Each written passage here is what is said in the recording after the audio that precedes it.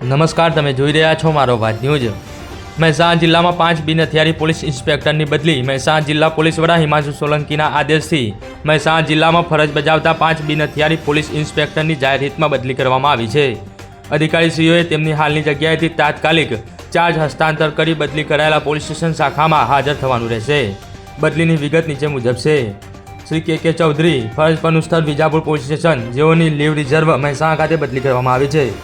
Shri VR. Chavda ફરજ પરનું સ્થળ વસઈ પોલીસ સ્ટેશન, જેઓની વિજાપુર પોલીસ સ્ટેશન ખાતે બદલી કરવામાં આવી છે। Shri DR. Rao leave reserve, જેઓની વસઈ પોલીસ સ્ટેશન ખાતે બદલી કરવામાં આવી છે।